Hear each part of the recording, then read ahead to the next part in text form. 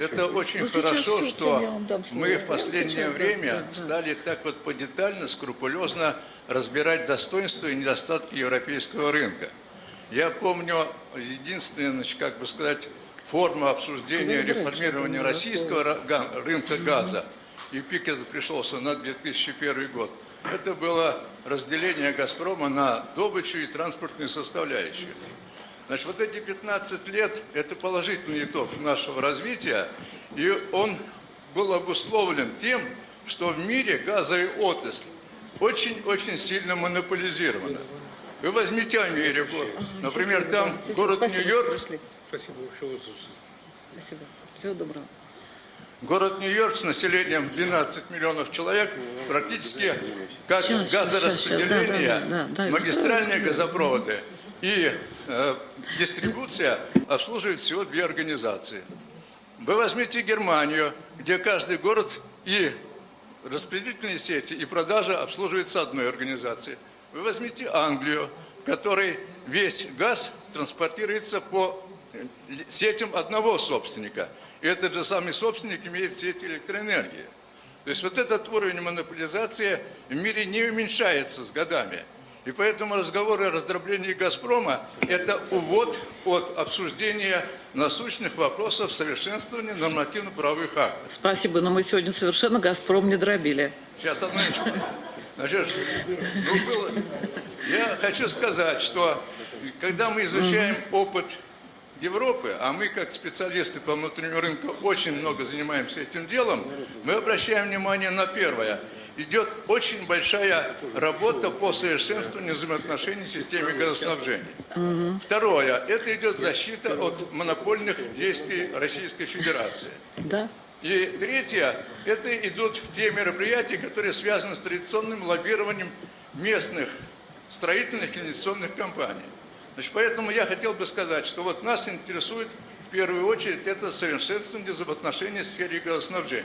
За основу взят английский опыт. Это разделение на транспорт и добычу, при этом четкое описание системы транспорта в угоду всех владельцев, системный, значит, сетевой кодекс, это создание электронных площадок, это биржи. И вот этот опыт, сейчас я хочу сказать, да, приближайтесь к концу. Мы говорим, что вот нам этот опыт очень нужен. Дальше говорим, что в Англии и в Европе этот опыт уже 10 лет реализовывается, еще будет долго реализовываться. Мы забываем, что этот опыт в Англии и в целом в Европе идет на 28 странах. У нас с вами одна страна, у нас с вами одна система газоснабжения. У нас есть крупные партнеры по добыче газа, которые имеют свой авторитет. И поэтому фактически из всего многообразия действий Европы нам нужно выбрать то, что нас интересует в части взаимоотношений. И дальше, когда мы выберем эти краевые вопросы, мы должны сказать, мы их должны внедрить за ближайшие 3-4 года. Я вам приведу пример. Самое большое достижение Европы с точки зрения снижения издержки затрат. В Европе сегодня 95% газа, а в некоторых странах и 100%, продается в системе электронной торговли. Здесь вот назывались цифры, что растут объемы продажи биржевого газа.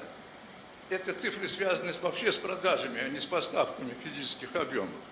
А в то же время представьте себе информацию, когда у вас 100% газа продается на электронных площадках и биржах, рынок получает абсолютно прозрачную информацию на объеме 100% сделок, и, соответственно, он руководится. Спасибо большое. Мне неудобно прерывать, но мы, к сожалению, за пределом времени. Поэтому, исходя вот из тех задач, которые перед нами стоят, не критиковать Европу по ее недостаткам и слабостям, а перенимать то лучшее, что у нее есть, это перенятие системы биржевой электронной торговли и изменение взаимоотношений в системе газоснабжения при сохранении структуры собственности.